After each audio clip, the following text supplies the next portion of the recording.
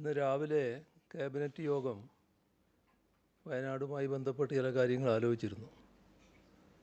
അതിൻ്റെ കാര്യങ്ങൾ പിന്നീട് പറയാം. വയനാട് ഉരുൾപൊട്ടലിൽ ദുരന്തബാധിതരായി ക്യാമ്പുകളിൽ കഴിയുന്നവർക്ക് ലേക്ക് മാറുന്നതിനായി മുഖ്യമന്ത്രിയുടെ ദുരിതാശ്വാസ നിധിയിൽ നിന്നും വാടക ഇനത്തിൽ പ്രതിമാസ തുക അനുവദിക്കാൻ നേരത്തെ തീരുമാനിച്ചിട്ടുണ്ട്.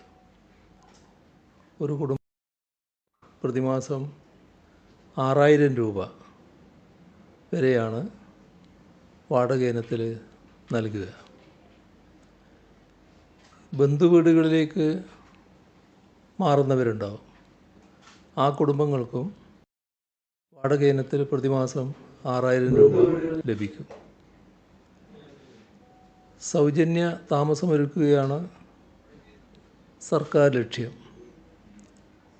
അതിൽ സർക്കാർ ഉടമസ്ഥതയിലോ മറ്റ് പൊതു ഉടമസ്ഥതയിലോ ചില സ്വകാര്യ വ്യക്തികൾ സൗജന്യമായി നൽകുന്ന വീടുകളിലോ മാറുന്ന കുടുംബങ്ങൾക്ക് ഈ പറയുന്ന പ്രതിമാസ വാടക ലഭിക്കില്ല. കാരണം അതിന് വാടക നൽകേണ്ടി വരില്ല എന്നർത്ഥം. മുഴുവനായി സ്പോൺസർഷിപ്പ് മുഖേന താമസ സൗകര്യം ഒരുക്കുന്ന ചില കെട്ടിടങ്ങളുണ്ടാവും. അങ്ങനെയുള്ള കെട്ടിടങ്ങളിൽ താമസിക്കുന്നവർക്കും പ്രതിമാസ വാടക നൽകേണ്ടി വരില്ല. അപ്പോൾ അവർക്കും പ്രതിമാസ വാടക ലഭിക്കില്ല. ഭാഗികമായി സ്പോൺസർഷിപ്പ് നൽകുന്ന കേസുകളിൽ അതിൻ്റെ ശേഷിക്കുന്ന തുക പരമാവധി 6000 രൂപ വരെ പ്രതിമാസ വാടക അനുവദിക്കുകയാണ് ചെയ്യുക. അതാണ് ഈ വാടക ബന്ധപ്പെട്ട് വ്യക്തത വരുത്താനുള്ളത്. സർട്ടിഫിക്കറ്റുകൾ നഷ്ടപ്പെട്ടു പോയവരാണല്ലോ അവിടെ ധാരാളമുള്ളത്. അത് വീണ്ടെടുക്കുന്നതിനായി മാർഗനിർദ്ദേശങ്ങൾ പുറപ്പെടുവിച്ചിട്ടുണ്ട്. അത് 2018 നമ്മൾ ചെയ്തതാണത്. അതിന് സമാനമായി വിവിധ രേഖകൾ നഷ്ടപ്പെട്ടവർക്ക് യൂണിവേഴ്സിറ്റികൾ, സർക്കാർ സ്ഥാപനങ്ങൾ, തദ്ദേശഭരണ സ്ഥാപനങ്ങൾ, ബോർഡുകൾ, കോർപ്പറേഷനുകൾ, കമ്മീഷനുകൾ, ഡയറക്ടറേറ്റുകൾ ഇങ്ങനെയുള്ള സ്ഥാപനങ്ങളിൽ നിന്ന് ഡ്യൂപ്ലിക്കേറ്റോ പുതുക്കിയ രേഖകളോ നൽകുമ്പോൾ യാതൊരു ഫീസും ഈടാക്കാൻ പാടുള്ളതല്ല എന്ന് ഉത്തരവ് നൽകിയിട്ടുണ്ട്. ദുരന്തത്തിൽ മരണപ്പെട്ടവരുടെ ആശ്രിതർക്ക് 6 ലക്ഷം രൂപയാണ് സാധാരണ ധനസഹായം ലഭിക്കുക. അപ്പോൾ ഇതിൽ SDRFൽ നിന്നാണ് 4 ലക്ഷം രൂപ നൽകുന്നത്. അതിനു പുറമെ മുഖ്യമന്ത്രിയുടെ ദുരിതാശ്വാസ നിധിയിൽ നിന്ന് 2 ലക്ഷം രൂപ കൂടി അനുവദിക്കാൻ ഇന്ന് രാവിലെ മന്ത്രിസഭാ യോഗം തീരുമാനിച്ചിട്ടുണ്ട്. അപ്പോൾ 4 + 2 അപ്പോൾ 6 ലക്ഷം രൂപ ആ ഇനത്തിൽ നൽകാൻ കഴിയും.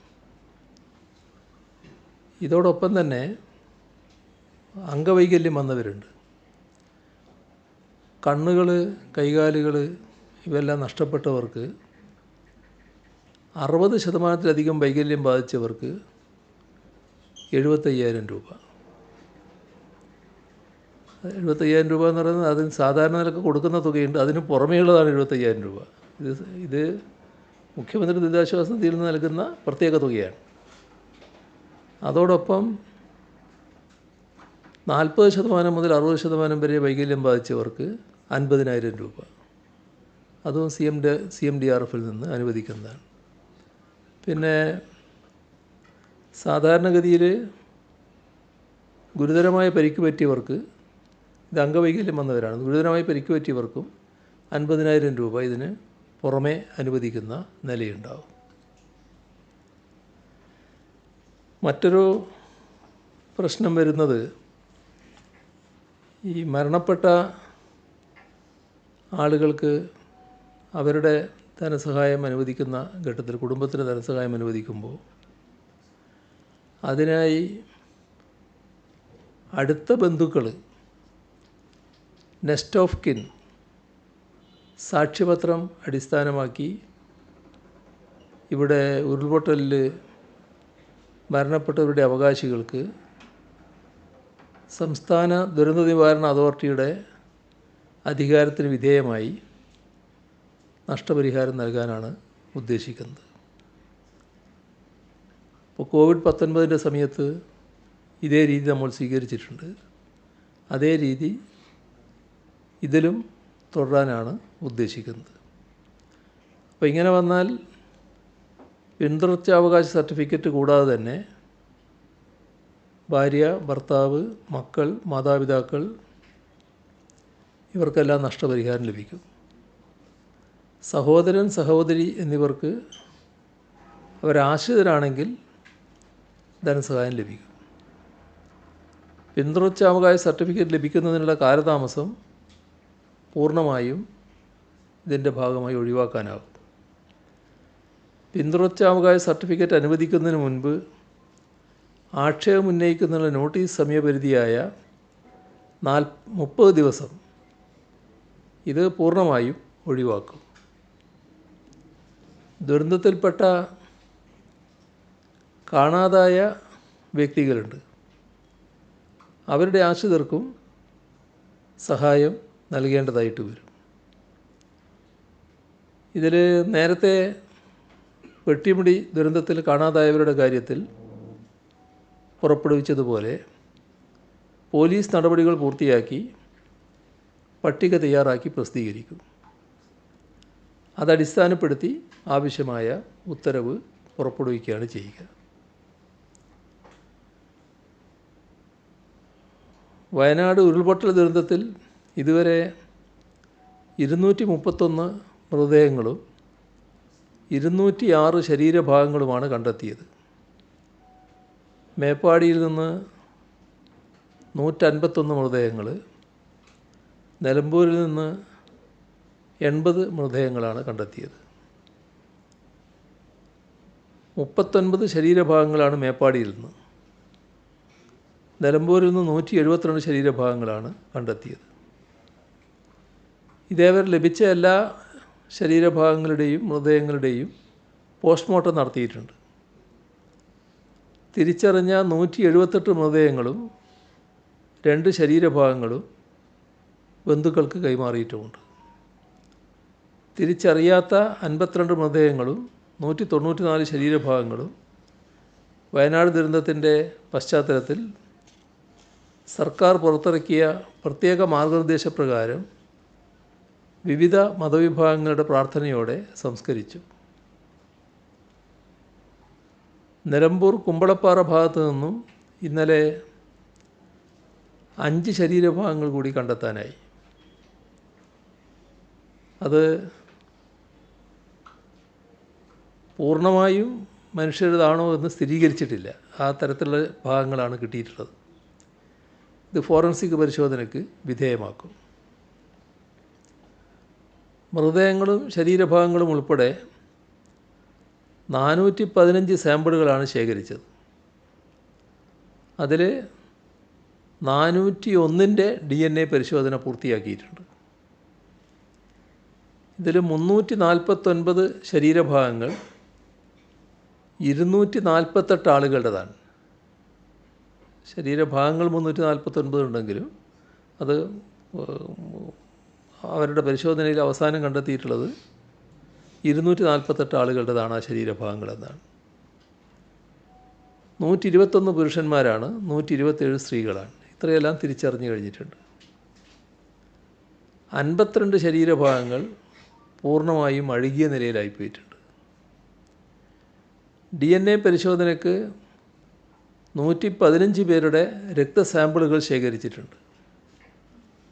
ബീഹാർ സ്വദേശികളായ 3 പേരുടെ ബന്ധുക്കളുടെ രക്തസാമ്പിളുകൾ ഇനി ലഭിക്കാനുണ്ട്. DNA പരിശോധനയുടെ അടിസ്ഥാനത്തിൽ 118 പേരെയാണ് ഇനി കണ്ടെത്താനുള്ളവരുടെ അതിൽ 118 പേരായി മാറിയിട്ടുണ്ട്. ചൂരൽമല പാലത്തിന് താഴ്ഭാഗത്തായി വനത്തിലൂടെ ഒഴുകുന്ന പുഴയുടെ തീരങ്ങൾ കേന്ദ്രീകരിച്ചും നിലമ്പൂർ, വയനാട് മേഖലകളിലും തെരച്ചിൽ ഊർജിതമാണ്. 7 മേഖലകളിലായി തിരിച്ച് NDRF, fire force, civil defence, police, വനം വകുപ്പ്, സേനാ വിഭാഗങ്ങൾ, സന്നദ്ധ പ്രവർത്തകർ എല്ലാം തെരച്ചിലിൽ പങ്കെടുക്കുന്നുണ്ട്. ജനകീയ തെരച്ചിലിൽ ഒറ്റ ദിവസം തന്നെ 2000-ഓളം പേർ പങ്കെടുത്തിരുന്നു. പരിശോധന ഇന്നും തുടരുന്നുണ്ട്. വെള്ളിയാഴ്ച വരെ ചാലിയാറിൽ തെരച്ചിൽ നടത്തും. ഉരുൾപൊട്ടൽ ദുരന്തബാധിതർക്ക് വീട്ടുപകരണങ്ങൾ ഉൾപ്പെടെ നൽകി താൽക്കാലിക പുനരധിവാസം ഉറപ്പാക്കുന്നതിന് സർക്കാർ തലത്തിൽ ഒരുക്കങ്ങൾ പുരോഗമിക്കുകയാണ്. പൊതുമരാമത്ത് വകുപ്പ്, തദ്ദേശഭരണ സ്ഥാപനങ്ങൾ, മറ്റ് സർക്കാർ വകുപ്പുകൾക്ക് കീഴിലുള്ള ക്വാർട്ടേഴ്സുകൾ, സ്വകാര്യ വ്യക്തികളുടെ ഉടമസ്ഥയിലുള്ള വാടക വീടുകൾ ഇവയെല്ലാം പുനരധിവാസത്തിനായി കണ്ടെത്തിയിട്ടുണ്ട്. സർക്കാർ ഉടമസ്ഥയിലുള്ള 100ഓളം കെട്ടിടങ്ങളാണ് ഇതുവരെ ലഭ്യമായത്. വിവിധ തദ്ദേശഭരണ സ്ഥാപന പരിധികളിലെ സ്വകാര്യ വ്യക്തികളുടെ ഉടമസ്ഥയിലുള്ള 253 കെട്ടിടങ്ങൾ വാടക നൽകി ഉപയോഗിക്കാനായി കണ്ടെത്തിയിട്ടുണ്ട്. ഇതുകൂടാതെ 100ഓളം വീട്ടുടമസ്ഥർ വീടുകൾ വാടകയ്ക്ക് നൽകാനുള്ള സന്നദ്ധതയും അറിയിച്ചിട്ടുണ്ട്. താൽക്കാലിക പുനരധിവാസത്തിനായി ഹാരിസൺ മലയാളത്തിലെ തൊഴിലാളി യൂണിയനുകൾ ഇപ്പോൾ നൽകാൻ തയ്യാറായിട്ടുള്ള 53 വീടുകളും നൽകാമെന്നേറ്റ ബാക്കി വീടുകളുടെയും ഭദ്രതയും നടത്തിപ്പും സംബന്ധിച്ച് റിപ്പോർട്ട് നൽകാൻ ആവശ്യപ്പെട്ടിട്ടുണ്ട്. ട്രേഡ് യൂണിയൻ പ്രതിനിധികൾ, മാനേജ്മെൻറ്റ് പ്രതിനിധികൾ ഇവരെല്ലാം പരിശോധന നടത്തി ഏതൊക്കെ തൊഴിലാളികളെ പരിഗണിക്കുമെന്നുൾപ്പെടെയുള്ള കണക്ക് ലഭ്യമാക്കണമെന്ന നിർദ്ദേശവും നൽകിയിട്ടുണ്ട്. താൽക്കാലിക പുനരധിവാസം ഉറപ്പാക്കുമ്പോൾ മേപ്പാടി, മുപ്പൈനാട്, വൈത്തിരി, കൽപ്പറ്റ, മുട്ടിൽ, അമ്പലവയൽ ഇത്രയും തദ്ദേശഭരണ പരിധിയിലുള്ള പൂർണ്ണസജ്ജമായ വാസസ്ഥലമാണ് ഉദ്ദേശിക്കുന്നത്.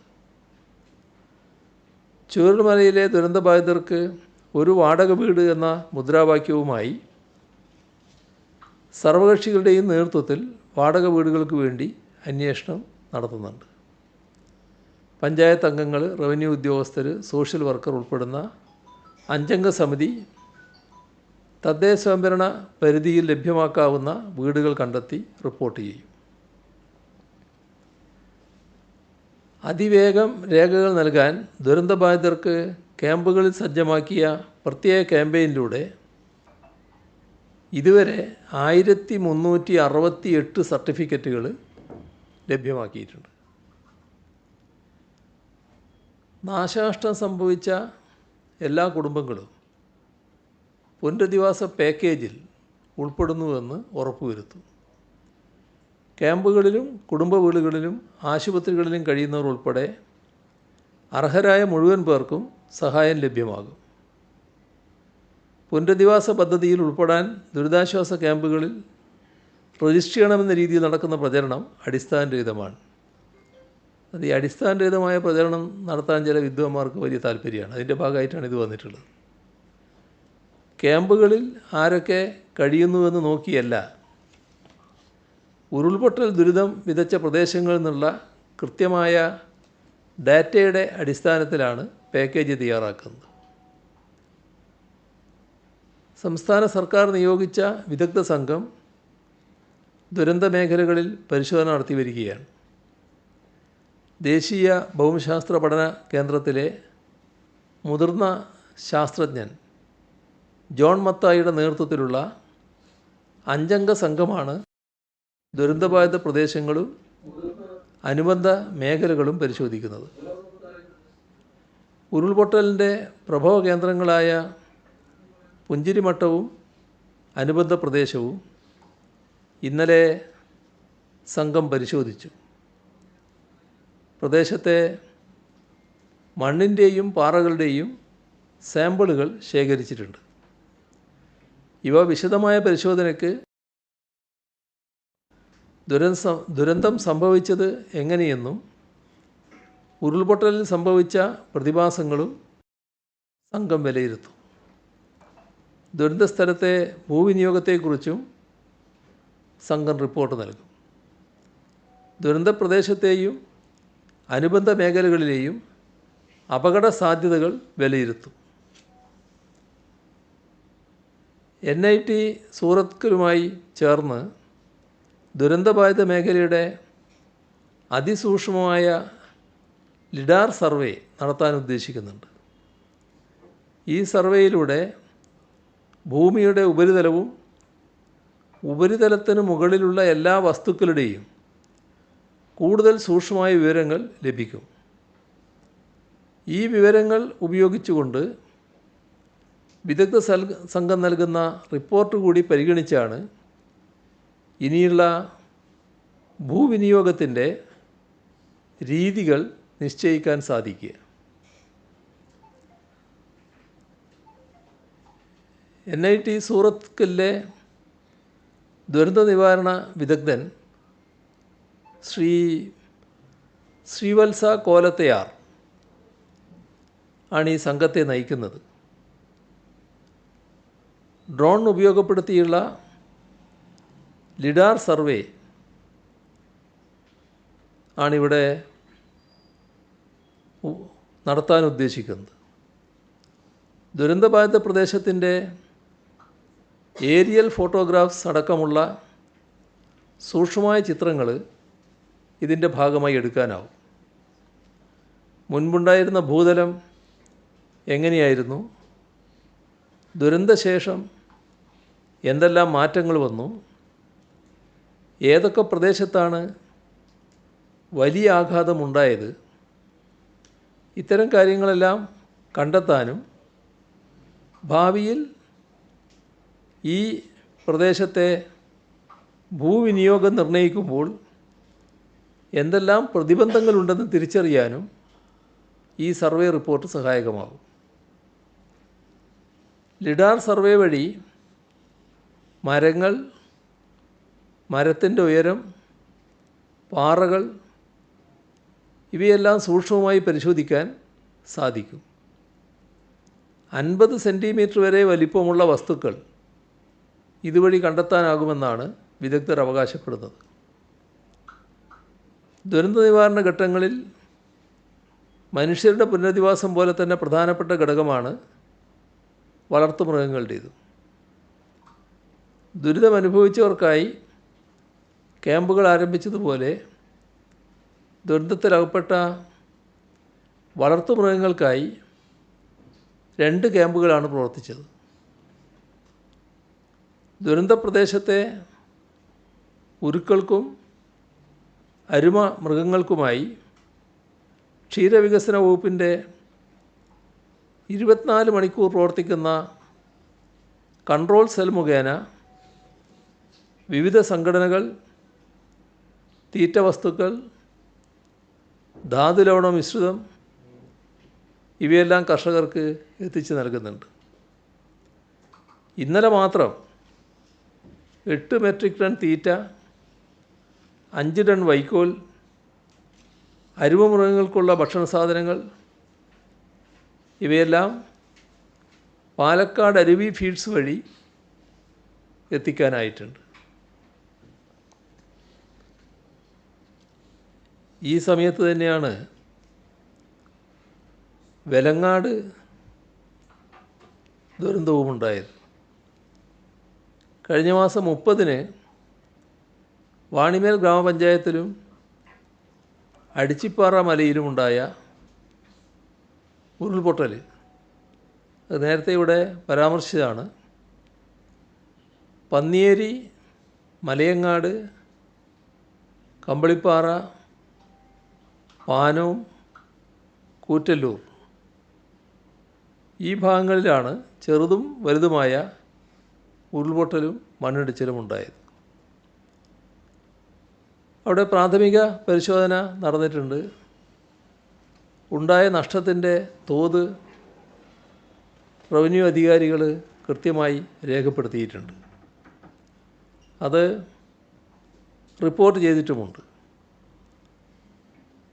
അതോടൊപ്പം തന്നെ പഞ്ചായത്ത് എഞ്ചിനീയറിംഗ് വിഭാഗത്തിൻ്റെ അസസ്മെൻറ്റിന് ശേഷമുള്ള കണക്കും ലഭിക്കാനിരിക്കുകയാണ്. ഇപ്പോൾ കലക്ടർ റിപ്പോർട്ട് വിശദമായി അയച്ചിട്ടുണ്ട്. ആ റിപ്പോർട്ടിൻ്റെ വിശദാംശങ്ങളിലേക്ക് ഇപ്പോൾ ഞാൻ കടക്കുന്നില്ല. റവന്യൂ മന്ത്രിയുടെ അധ്യക്ഷതയിൽ വിലങ്ങാട് പ്രത്യേക യോഗം ചേർന്ന് സ്ഥിതിഗതികൾ വിലയിരുത്തിയിരുന്നു.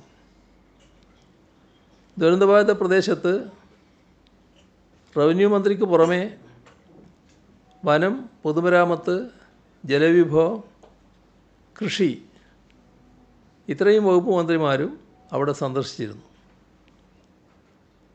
തകരാറിലായ വൈദ്യുതി ബന്ധം പുനരാരംഭിക്കാനായി 4 കിലോമീറ്റർ നീളത്തിൽ പുതുതായി അവിടെ ലൈൻ വലിക്കേണ്ടി വന്നു. യഥാർത്ഥത്തിൽ 100ഓളം ജീവനക്കാർ രാപ്പകൽ അധ്വാനിച്ചാണത് പൂർത്തിയാക്കിയത്. അതോടൊപ്പം 4 കിലോമീറ്ററോളം പ്രദേശത്ത് നിലവിലെ ലൈനിൽ അറ്റകുറ്റപ്പണികൾ നടത്താനുണ്ടായിരുന്നു. അങ്ങനെയാണ് വൈദ്യുതി ബന്ധം പുനഃസ്ഥാപിക്കാനായത്. ഉരുൾപൊട്ടലിൽ രേഖകൾ നഷ്ടപ്പെട്ടവരുണ്ട്. അവർക്ക് പകരം രേഖകൾ ലഭ്യമാക്കും. അവിടെ ഓഗസ്റ്റ് 16 പ്രത്യേക അദാലത്ത് സംഘടിപ്പിച്ചിട്ടുണ്ട്.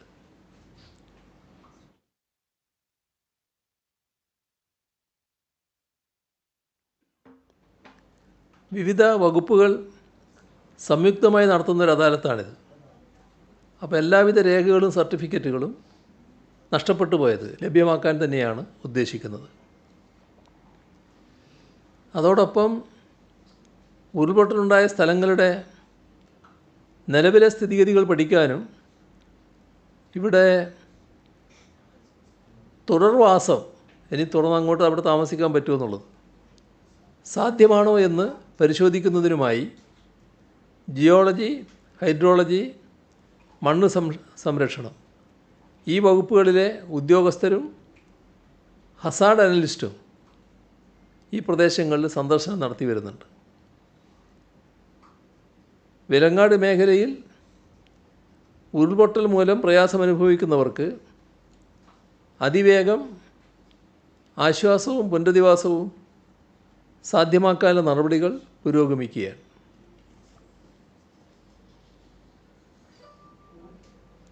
നമ്മുടെ കാലാവസ്ഥാ വകുപ്പിൻ്റെ മുന്നറിയിപ്പുകൾ എടുത്ത് പരിശോധിച്ചാൽ തെക്കൻ ശ്രീലങ്കയ്ക്ക് മുകളിൽ ചക്രവാത ചുഴിയും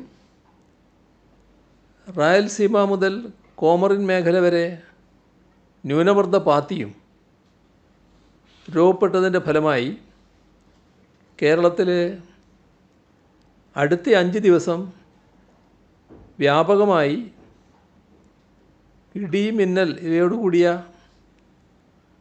മിതമായ ഇടത്തരം മഴയ്ക്ക് സാധ്യതയുണ്ട്. ഒറ്റപ്പെട്ട സ്ഥലങ്ങളിൽ ഇന്നും നാളെയും അതിശക്തമായ മഴയ്ക്കും സാധ്യതയുണ്ട്. ആഗസ്റ്റ് 16, 17 വരെ ശക്തമായ മഴയ്ക്ക് സാധ്യതയുണ്ട് എന്നാണ് കേന്ദ്ര കാലാവസ്ഥാ വകുപ്പ് അറിയിച്ചിട്ടുള്ളത്. കേന്ദ്ര കാലാവസ്ഥാ വകുപ്പ് ഓറഞ്ച്, മഞ്ഞ അലേർട്ടാണ് പ്രഖ്യാപിച്ചിട്ടുള്ളതെങ്കിലും കുറഞ്ഞ സമയത്തിനുള്ളിൽ കൂടിയ മഴയ്ക്ക് സാധ്യതയുള്ളതിനാൽ യെല്ലോ അലേർട്ട് പ്രഖ്യാപിച്ച എല്ലാ ജില്ലകളിലും ഓറഞ്ച്, റെഡ് അലേർട്ടിന് സമാനമായ മുൻകരുതലുകൾ സ്വീകരിക്കാൻ നിർദ്ദേശം നൽകിയിട്ടുണ്ട്. മലയോര മേഖലകളിലും കഴിഞ്ഞ ദിവസങ്ങളിൽ ശക്തമായ മഴ ലഭിച്ച പ്രദേശങ്ങളിലും കൂടുതൽ ജാഗ്രത പാലിക്കേണ്ടതുണ്ട്. വയനാട് ജില്ലയിൽ പല സ്ഥലങ്ങളിലും കഴിഞ്ഞ 24 മണിക്കൂറിനിടെ ഒറ്റപ്പെട്ട ഇടങ്ങളിൽ ശക്തമായ മഴയുണ്ടായിരുന്നു. മേപ്പാടി പഞ്ചായത്തിലെ പൂത്തുമല ഭാഗങ്ങളിൽ ശക്തമായ മഴയാണ് ഉണ്ടായത്. മണ്ണിടിച്ചിൽ സാധ്യത ഉള്ള പ്രദേശങ്ങളായതിനാൽ അവിടുത്തെ ജനങ്ങളെ തൃക്കൈപ്പറ്റ സ്കൂളിലേക്ക് മാറ്റിപ്പാർപ്പിച്ചു. കേന്ദ്ര സർക്കാർ പുറപ്പെടുവിച്ച 2019 തീരദേശ നിയന്ത്രണ മേഖലാ വിജ്ഞാപനത്തിൻ്റെ അടിസ്ഥാനത്തിൽ തയ്യാറാക്കിയതും കേരള തീരദേശ പരിപാലന അതോറിറ്റി അംഗീകരിച്ചതുമായ കേരളത്തിൻ്റെ കരട് തീരദേശ പരിപാലന പ്ലാൻ അംഗീകാരത്തിനായി കേന്ദ്ര വനം പരിസ്ഥിതി കാലാവസ്ഥ വ്യതിയാന മന്ത്രാലയത്തിന് സമർപ്പിക്കാൻ ഇന്ന് ചേർന്ന മന്ത്രിസഭാ യോഗം തീരുമാനിച്ചിട്ടുണ്ട്. CRZ 3 നിന്നും CRZ 2 തരം മാറ്റുന്നതിന് കേന്ദ്ര സർക്കാരിലേക്ക് സംസ്ഥാന സർക്കാർ ശുപാർശ ചെയ്തത് 175 നഗരസ്വഭാവമുള്ള ഗ്രാമപഞ്ചായത്തുകളായിരുന്നു. ഈ 175 ഗ്രാമപഞ്ചായത്തുകളിൽ 66 പഞ്ചായത്തുകൾക്ക് കേന്ദ്ര സർക്കാരിൻ്റെ അംഗീകാരം ലഭിച്ചു. അപ്പോൾ ബാക്കി 109 പഞ്ചായത്തുകളെ കൂടി CRZ 2 കാറ്റഗറിയിലേക്ക് മാറ്റുന്നതിന് വീണ്ടും കേന്ദ്ര സർക്കാരിനോട് അഭ്യർത്ഥിക്കാനാണ് തീരുമാനിച്ചിട്ടുള്ളത്. ദുരിതാശ്വാസ നിധിയുടെ നിലയെടുത്താൽ മലപ്പുറം പെരിന്തൽമണ്ണയിലെ 10 വയസ്സുള്ള സിയ സഹ്റ രക്ഷിതാക്കളായ മുഹമ്മദ് നിസാർ, ജസീല എന്നിവർക്കൊപ്പമെത്തി തൻ്റെ സ്വർണ്ണപാദസരം ദുരിതാശ്വാസ നിധിയിലേക്ക് കൈമാറി. ഈ കുട്ടി ഗുരുതരമായ ആരോഗ്യ പ്രശ്നങ്ങൾ നേരിടുന്ന കുട്ടിയാണ്. ഇവിടെ RCCയിലാണ് കുട്ടിയുടെ ചികിത്സയ്ക്ക് ആവശ്യമായ മരുന്നുകൾ ലഭിക്കുന്നത്. കോവിഡ് ലോക്ക്ഡൗൺ കാലത്ത് മരുന്ന് ലഭിക്കാത്ത സാഹചര്യമുണ്ടായി. തുടർന്ന് ഇവിടെ ബന്ധപ്പെടുകയും വേഗത്തിൽ തന്നെ മരുന്ന് ആ ഘട്ടത്തിൽ ലഭ്യമാക്കാനും കഴിഞ്ഞു. അത് കുട്ടിയെയും കൊണ്ട് വന്ന രക്ഷിതാക്കൾ പ്രത്യേകം ഓർമ്മപ്പെടുത്തുകയുണ്ടായി. ദുരന്തബാധിതർക്ക് സഹായവുമായി ധാരാളം കുട്ടികളിപ്പോൾ മുന്നോട്ട് വരുന്നുണ്ട്. പിറന്നാൾ ദിവസം വസ്ത്രം വാങ്ങാൻ, സൈക്കിൾ വാങ്ങാൻ, ചെറിയ ആഭരണങ്ങൾ വാങ്ങാൻ സ്വരൂപിച്ച തുകകൾ, സമ്മാനമായി ലഭിച്ച തുകകൾ, പിന്നെ കുടുക്കയിലെ സമ്പാദ്യം, ഇതെല്ലാം ദുരിതബാധിതർക്കായി അവർ കൈമാറുകയാണ്. അത്തരത്തിലൊന്ന് മലപ്പുറം തിരൂരിലെ വെട്ടം AHM LP സ്കൂൾ വിദ്യാർത്ഥികളുടെ സംഭാവന. അവിടുത്തെ വിദ്യാർത്ഥികൾ കാരുണ്യ കുടുക്കയിലൂടെ സമാഹരിച്ച 3,00,000 രൂപ ദുരിതാശ്വാസ നിധിയിലേക്ക് കൈമാറി.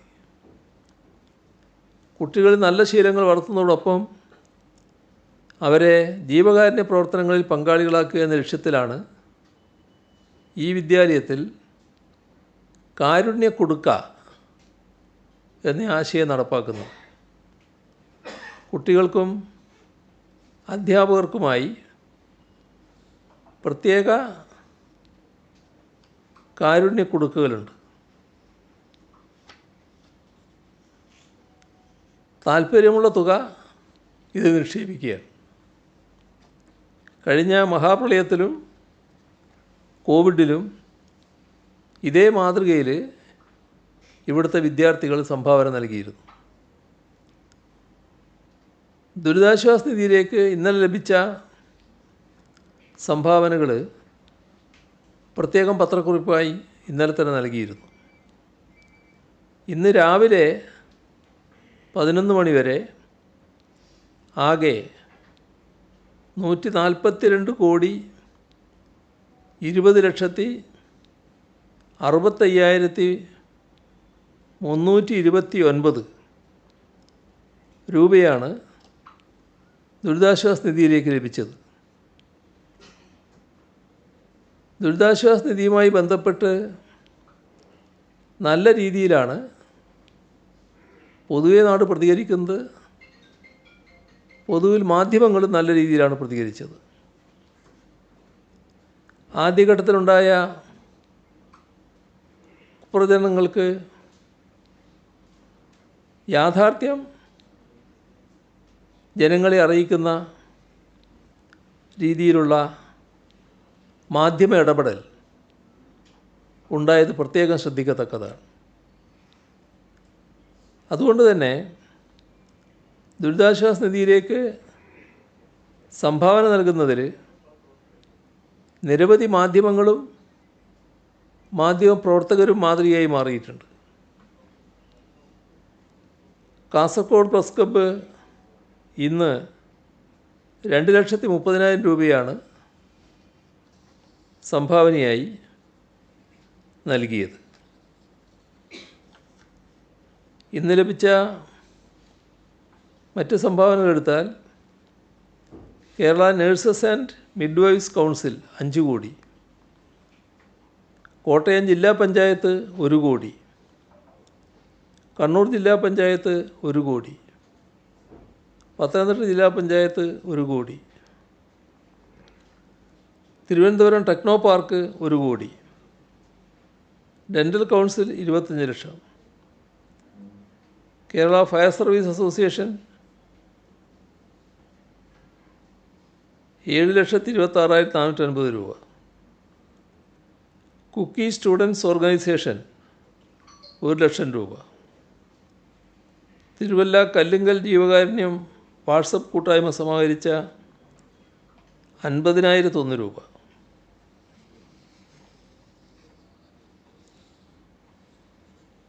കിളിമാനൂർ പുളിമാത്ത് ടീം കഫ്റ്റീരിയ ജീവനക്കാരുടെ ഒരു ദിവസത്തെ വരുമാനം 25,000 രൂപ, ഇൻഫോ പാർക്ക് 1 കോടി രൂപ, centre for professional and advanced studies 50 lakh രൂപ, Kerala state excise staff association 12,80,000 രൂപ, Kerala pharmacy council 25 lakh, Coirfed 15 lakh, cyber park 10 lakh, Muslim education trust Erattupetta 5,11,600, Peroorkada service സഹകരണ ബാങ്ക് 5 ലക്ഷം, കരകുളം ഗ്രാമപഞ്ചായത്ത് 20 lakh, bonded engineering limited 25 lakh, government high school Kachani വിദ്യാർത്ഥികളും അധ്യാപകരും ചേർന്ന് 1,11,500 രൂപ, government U P school Attingal 52,001 രൂപ, ഗവൺമെൻറ് VHSS മണക്കാട് 1,40,500 രൂപ. അവിടുത്തെ വിദ്യാർത്ഥികളും അധ്യാപകരും ചേർന്നുകൊണ്ടാണ്. ഇത്രയും വിവരങ്ങളാണ് ഇന്ന് പങ്കുവെക്കാനുള്ളത്.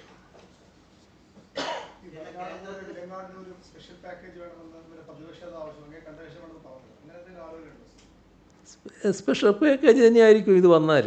വെലങ്ങാടിനും ഇതോടൊപ്പം തന്നെ കാര്യങ്ങളെല്ലാം ചെയ്യും. അതിപ്പോൾ ഇതാണല്ലോ ഏറ്റവും പ്രധാനം. അതുകൊണ്ട് അവിടെ കേന്ദ്രീകരിച്ചു എന്ന് മാത്രമേ ഉള്ളൂ. മറ്റതിനെല്ലാ കാര്യങ്ങളും ചെയ്യും.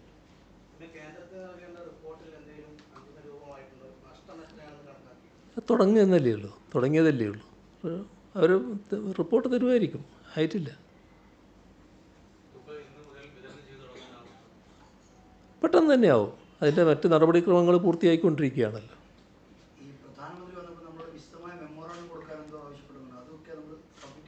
വിശദമായ മെമ്മോറാണ്ടം എന്ന് പറയുമ്പോൾ സാധാരണ നഷ്ടം കണക്കാക്കുക മാത്രമല്ല, നഷ്ടം കണക്കാക്കലാണെങ്കിൽ പെട്ടെന്ന് കണക്കാക്കി അതങ്ങ് നമുക്ക് കൊടുക്കുക. ഇത് നമ്മൾ ഉദ്ദേശിക്കുന്ന ഒരു പുനരധിവാസ രീതിയുണ്ടല്ലോ, അതുമായി ബന്ധപ്പെട്ട വിശദാംശങ്ങൾ കൊടുക്കണം. അപ്പോൾ അത്തരം കാര്യങ്ങളിലുള്ള സഹായമാണ് നമ്മൾ ചോദിക്കുന്നത്. അതിനുള്ള തയ്യാറെടുപ്പുകൾ നടന്നുകൊണ്ടിരിക്കുകയാണ്.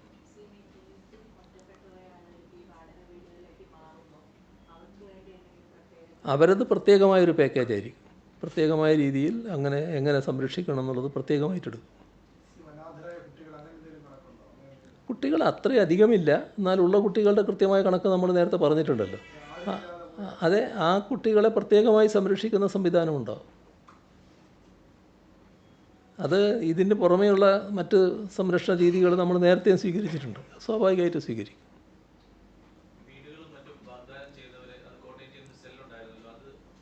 അവരൊക്കെ ഫലപ്രദമായി പ്രവർത്തിക്കുന്നുണ്ട് അവിടെ. അതിൻ്റെ കാര്യങ്ങളെല്ലാം പരിശോധിച്ചുകൊണ്ടിരിക്കുകയാണ്. അവർ തന്ന ഭൂമി, ഓഫർ ചെയ്ത ഭൂമിയുണ്ട്, ഈ മറ്റ് ഓഫറുകളുണ്ട്. അത്തരം കാര്യങ്ങളൊക്കെ അവർ ബന്ധപ്പെട്ടവർ പരിശോധിച്ചുകൊണ്ടിരിക്കുകയാണ്.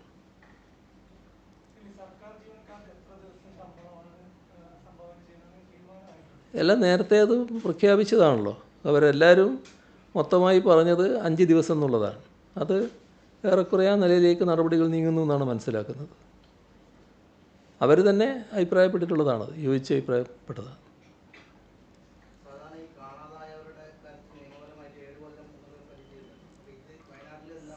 നമ്മളിവിടെ നേരത്തെ പണ്ട് ഓക്കി ഓർമ്മയില്ലേ, അതൊക്കെ നമ്മൾ കടന്നു വന്നതല്ലേ. അതിനൊക്കെ സാധാരണ നമ്മൾ സ്വീകരിക്കുന്ന നടപടികളുണ്ട്. ഇപ്പോൾ അത് പറയേണ്ടത് ഘട്ടമല്ല, അതൊക്കെ നമുക്ക് ചെയ്യാം, അതിനൊന്നൊരു വിഷമമില്ല.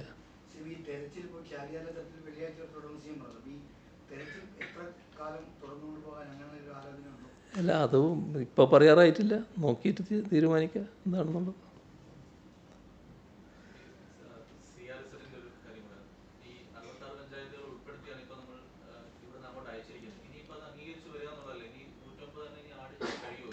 അറുപത്താറിൻ്റെ കാര്യത്തിൽ അവരുടെ ഏകദേശ അംഗീകാരം നേരത്തെ ആയതാണ്. അതിൻ്റെ ഇപ്പം അറിയിപ്പ് വന്നപ്പോൾ വേറെ തരത്തിൽ വന്നു എന്നുള്ളത് വേറെ. പക്ഷേ അത് നേരത്തെ അംഗീകാരത്തിൻ്റെ തോതിലുണ്ട്. എന്നാൽ അതുമാത്രമല്ല, അത് കഴിച്ച് ബാക്കിയുള്ള 175 നമുക്ക് അർഹതയുള്ളതാണ്. അതുകൂടി വേണമെന്നുള്ളതാണ് ഇന്ന് നമ്മൾ ആവശ്യപ്പെടുന്നത്. അത് അന്ന് തന്നെ ആവശ്യപ്പെട്ടിട്ടുണ്ട്. ഇന്ന് ക്യാബിനറ്റ് ഈ മാപ്പടക്കം കൊടുക്കുന്ന കൂട്ടത്തിലും ഈ 66 കഴിച്ചുള്ള ബാക്കിയുള്ളതിൻ്റെയും കാര്യങ്ങൾ ആവശ്യപ്പെടുകയാണ്. അതാണ് ഉണ്ടായിട്ടുള്ളത്. അപ്പോൾ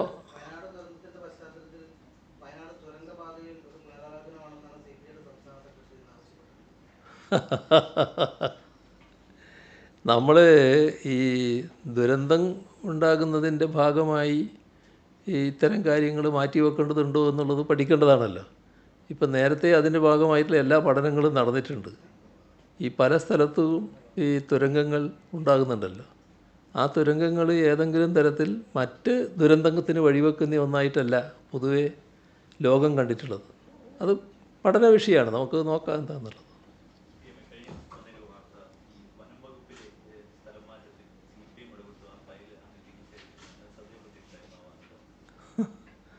അതും ഈ പറഞ്ഞ പോലെ ഒരു രസകരമായ വാർത്തയാണ്.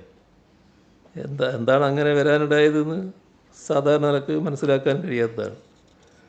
നമ്മുടെ ഈ റിപ്പോർട്ടുകളുടെ കൂട്ടത്തിൽ ചിലപ്പോൾ ചില വ്യാജ വാർത്തകൾ വരാറുണ്ടല്ലോ. അതിൻ്റെ ഭാഗമായിട്ട് മാത്രമേ ഇതിനെ കാണാൻ സാധിക്കൂ. അപ്പോൾ വസ്തുതയാണല്ലോ ഇപ്പോൾ അറിയേണ്ടത്, അത് ഞാൻ പറയാം എന്താണെന്നുള്ളത്. ഓൾ ഇന്ത്യ സർവീസിൽ നിലവിൽ IAS IFS വിഭാഗത്തിലുള്ള ഉദ്യോഗസ്ഥരുടെ സ്ഥലം മാറ്റം സിവിൽ സർവീസ് ബോർഡിൻ്റെ ശുപാർശ പരിഗണിച്ചാണ് നടപ്പിലാക്കി വരുന്നത്. ഒരു സിവിൽ സർവീസ് ബോർഡുണ്ട്. ഇതിൽ ചീഫ് സെക്രട്ടറി അധ്യക്ഷനാണ്. ഓൾ ഇന്ത്യ സർവീസിലെ മുതിർന്ന ഉദ്യോഗസ്ഥർ അംഗങ്ങളുമാണ്. IFSൻ്റെ കാര്യത്തിൽ വനംവകുപ്പ് മേധാവിയും ഈ കമ്മിറ്റിയിലുണ്ടാവും. IPSകാരുടെ സ്ഥലമാറ്റം സംബന്ധിച്ച് കോടതി മുൻപാകെ ഒരു കേസ് നിലനിൽക്കുന്നുണ്ട്. ഇപ്പോൾ വാർത്തയ്ക്ക് അടിസ്ഥാനമായ വനംവകുപ്പിലെ സ്ഥലമാറ്റ നിർദ്ദേശത്തിൽ സിവിൽ സർവീസ് ബോർഡിൻ്റെ ശുപാർശയ്ക്ക് പുറമെ ഭരണപരമായ കാര്യങ്ങളാലും തെരഞ്ഞെടുപ്പിന് മുൻപ് സ്ഥലം മാറ്റം നടത്തിയവരെ തിരികെ നിയമിക്കുന്നതും കണക്കിലെടുത്ത് ചില ഭേദഗതികൾ ആ വകുപ്പ് മന്ത്രി നിർദ്ദേശിച്ചു. അപ്പോൾ സിവിൽ സർവീസ് ബോർഡിൻ്റെ ശുപാർശയിൽ ഭേദഗതി വരുത്തുന്ന കാര്യമാണത്. അപ്പോൾ അത് ചീഫ് സെക്രട്ടറി കൂടി കാണേണ്ടതുണ്ട്.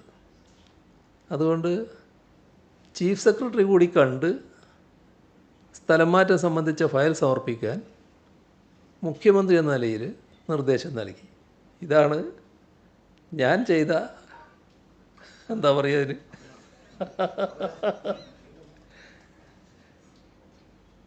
അപ്പോൾ ഭേദഗതി നിർദ്ദേശങ്ങൾ സിവിൽ സർവീസ് ബോർഡിൻ്റെ പരിഗണന കൂടി കഴിഞ്ഞ് തീരുമാനിക്കുന്നതാകും ഉചിതമെന്ന് ചീഫ് സെക്രട്ടറി അഭിപ്രായപ്പെട്ടു. ഇത് അംഗീകരിക്കാനുണ്ടായിട്ടുള്ളത് ഒരു ഔദ്യോഗികമായ നടപടിക്രമങ്ങളുടെ ഭാഗമായിട്ടുള്ളൊരു കാര്യം മാത്രമാണത്. ബാക്കി കാര്യങ്ങളെല്ലാം നിങ്ങൾക്കറിയാം എന്തൊക്കെയാണ് വാർത്തയിലുണ്ടായതെന്ന്. അതൊക്കെ ഭാവനാ സൃഷ്ടി മാത്രമായിട്ടുള്ള കാര്യമാണ്. അതിനകത്ത് CPMനൊരു പങ്കുമില്ല. ഈ പറയുന്ന തരത്തിലുള്ള ഒരു വഴിവിട്ട കാര്യങ്ങളും അതിനകത്തുണ്ടായിട്ടില്ല. അതാണ് മനസ്സിലാക്കേണ്ട കാര്യം.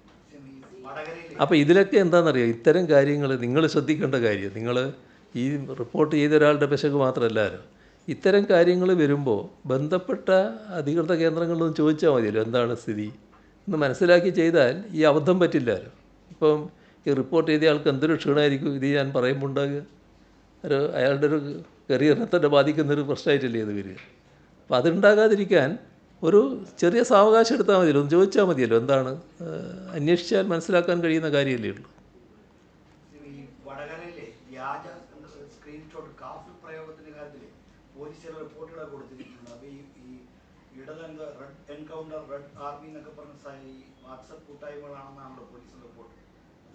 പോലീസ് റിപ്പോർട്ടിൻ്റെ കാര്യം ഞാൻ പത്രത്തിൽ കണ്ടു. ഞാൻ എൻ്റെ കയ്യിൽ അതിന് റിപ്പോർട്ടില്ല, നോക്കാം എന്താണെന്നുള്ളത്. അത് സാധാരണഗതിയിൽ പോലീസല്ലേ പരിശോധിച്ചുകൊണ്ടിരിക്കുന്നത്. അപ്പോൾ അല്ല, അതെല്ലാം പോലീസ് പരിശോധിച്ച് വരട്ടെ എന്താണെന്നുള്ളത്, എന്നിട്ടല്ലേ നമ്മൾ നോക്കേണ്ടത്. അപ്പോൾ നമുക്ക്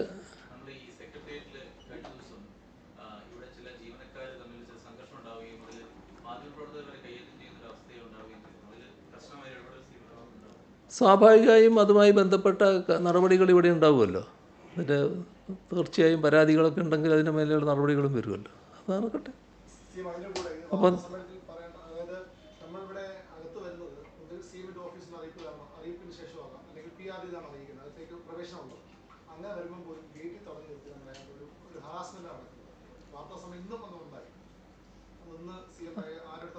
എന്താണെന്ന് ചോദിക്കാം. ശരി, ഓക്കെ, നമുക്ക് പിന്നെ ബാക്കി വിനിയേക്കാം.